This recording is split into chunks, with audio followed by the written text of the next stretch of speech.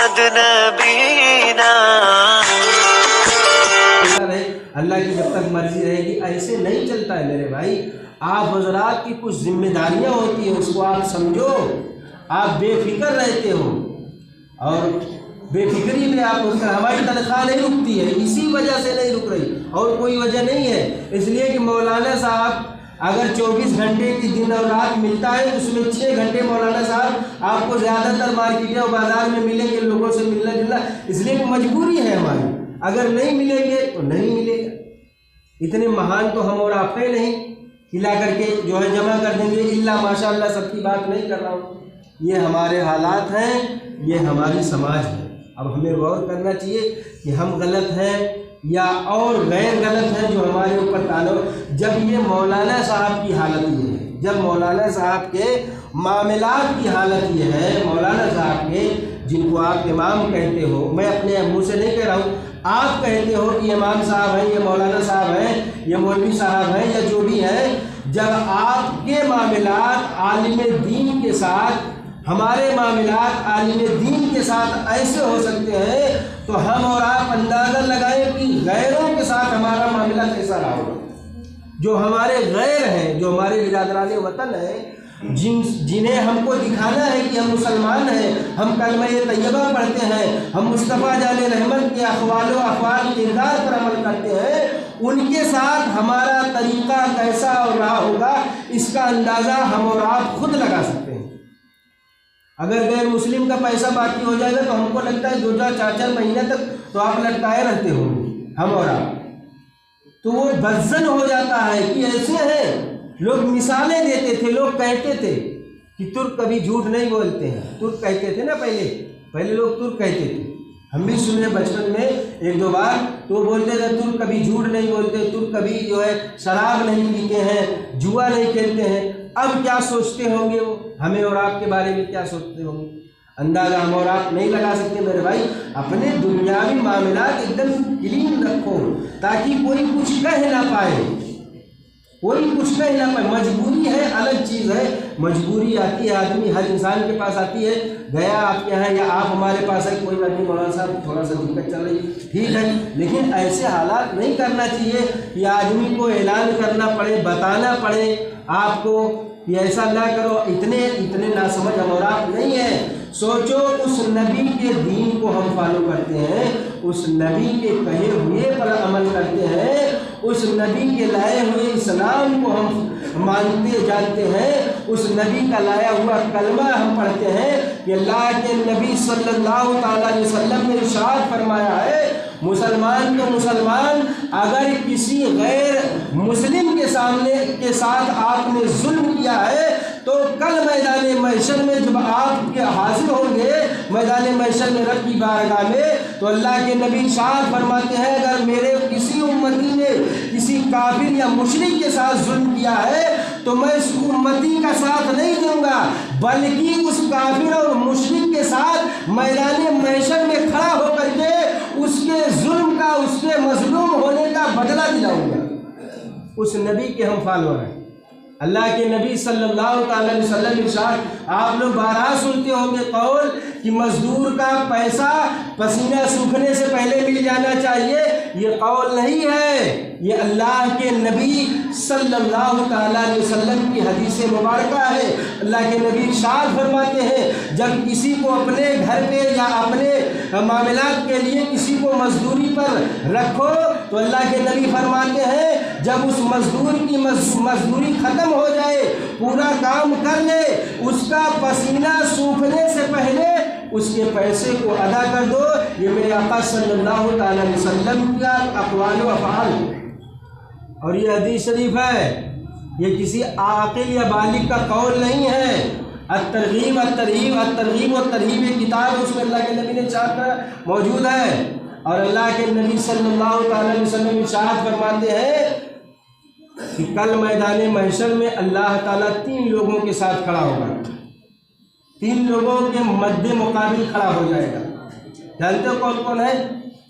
ایک وہ ہے جو وعدہ تو کرتا ہے لیکن پورا نہیں کرتا ہے. وعدہ تو کر لے کہ چلو بھائی ٹھیک ہے زندگی بھر آپ کا ساتھ نبھائیں گے، یا جو ہے اور کچھ وعدہ کر لے، اور پورا نہ کرے اور اللہ کی قسم کھا لے کہ اللہ کی قسم میں یہ وعدہ پورا کروں گا، اور قسم کھانے کے بعد، آج ہم اور آپ بہت قسمیں کھاتے ہیں، بڑے وعدے کرتے ہیں نا، قسم کھانے کے بعد بھی وعدہ پورا نہ کرے تو اللہ رب العزت کے پیارے نبی ارشاد فرماتے ہیں کل میدان محشر میں اللہ تعالیٰ اس کے مد مقابل کھڑا ہوگا، اور اللہ کے نبی ارشاد فرماتے ہیں اللہ رب العزت جس کے مد مقابل کھڑا ہو گیا سمجھ لو اس کی دنیا اور آخرت دونوں برباد ہو جائے گی۔ جس کے سامنے اللہ تعالیٰ اپنے قہر و غضب کے ساتھ، جلال کے ساتھ کھڑا ہوگا کہ میرے نام کی قسم کھاتا تھا اور وعدہ خلافی کرتا تھا، تو سمجھ لو اس کی دنیا برباد ہو جائے گی۔ اللہ کے نبی ارشاد فرماتے ہیں اور وہ بندہ جس نے کسی کو اپنے یہاں مزدوری پہ رکھا اور وہ کام پورا کیا، اور کام پورا کرنے کے بعد نہایت ایمانداری سے کام پورا کیا، جیسے کہا گیا ہے، جیسے کما حق ہو، جیسے اس نے کام کرانا چاہا ویسے اس نے کیا، اور کرنے کے بعد اس کی مزدوری نہیں دی، تو اللہ کے نبی صلی اللہ تعالیٰ علیہ وسلم ارشاد فرماتے ہیں اللہ تعالیٰ اس کے مد مقابل کھڑا ہوگا اور اس کی دنیا اور آخرت دونوں برباد ہو جائے گی، ختم کر دی جائے گی۔ اور ایک شخص اور تھا، مجھے ذہن میں نہیں آ رہی بات، تو یہ حالات ہیں، یہ اللہ کے نبی صلی اللہ تعالیٰ علیہ وسلم کا قول ہے۔ حضرت عمر رضی اللہ تعالیٰ عنہ کے زمانے میں ایک یہودی تھا، غور سے سننا میری بات کو، ایک یہودی تھا، تو وہ جو ہے جب صحیح سالم تھا، جوانی کا عالم تھا، مدینے میں رہتا تھا، آپ کی حکومت میں رہتا تھا، ذمہ تھا، مسلمانوں کو ٹیکس دیتا تھا، گورنمنٹ کو جزیہ دے کر کے رہتا تھا، تو اللہ کے حضرت عمر رضی اللہ تعالیٰ عنہ کے زمانے میں تھا، جزیہ دیتا تھا، اپنا مدینے کے ارد گرد رہتا تھا۔ ایک دن ایسا ہوا حضرت عمر کہیں سے گزر رہے تھے، آپ نے دیکھا وہ یہودی جو ہے کٹورا لے کر کے مدینہ کی گلیوں میں، مدینہ کے گرد و نواح میں بھیک مانگ رہا ہے۔ بہت غور سے سننا میری بات، مسلمان اس کو کہتے ہیں، مسلمان صرف ٹوپی لگانے والے اور گوشت کھانے والے کو مسلمان نہیں کہتے ہیں۔ حضرت عمر رضی اللہ تعالیٰ عنہ نے جب دیکھا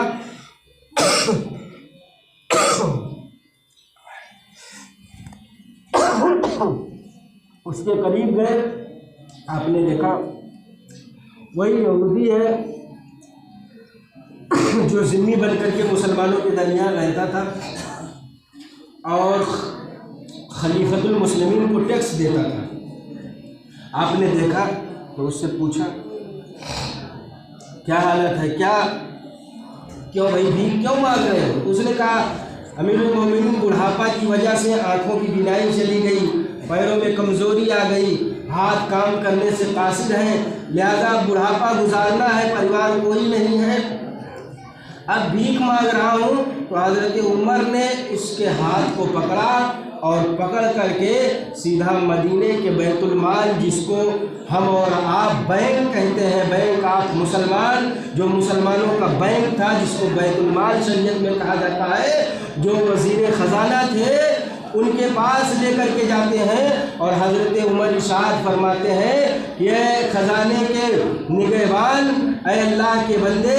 اس یہودی کا وظیفہ مقرر کر دے، اس وقت تک بیت المال سے اس کو وظیفہ ملنا چاہیے جب تک اس کی موت واقع نہ ہو جائے، یہاں تک کہ اس کی تدفین میں، اس کے دفن اور کفن میں جتنے پیسے لگیں گے سب بیت المال سے، مسلمانوں کی بیت المال سے ادا کیا جائے گا۔ تو جو خزانہ کے مالک تھے انہوں نے عرض کی حضور یہ تو یہودی ہے۔ آپ نے ارشاد فرمایا جب تک یہ جوان تھا، اس کے ہاتھوں میں طاقت تھی، پیروں میں قوت تھی، تب تک یہ بیت المال میں اور حکومت اسلام کو جزیہ اور ٹیکس دیتا تھا، لہذا اسلام کا انصاف یہ ہے اور اللہ کے نبی کا عدل یہ ہے اور مصطفیٰ جان رحمت کا فرمان یہ ہے کہ جب یہ حکومت اسلام کو ٹیکس دیتا تھا، اب یہ معذور ہو گیا ہے، لہذا بیت المال سے اس کو وظیفہ مقرر کیا جائے۔ یہ اسلام تھا اور یہ مسلمین تھے جن کو اللہ نے قرآن میں خطاب کیا،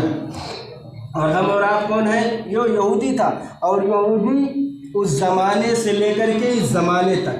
اگر آپ پڑھے لکھے ہوں گے، سمجھدار ہوں گے، دین ہو یا دنیا ہو، دنیاوی پڑھے لکھے ہوں گے، تو آپ اندازہ نہیں لگا سکتے ہیں دنیا میں اسلام کا سب سے بدترین دشمن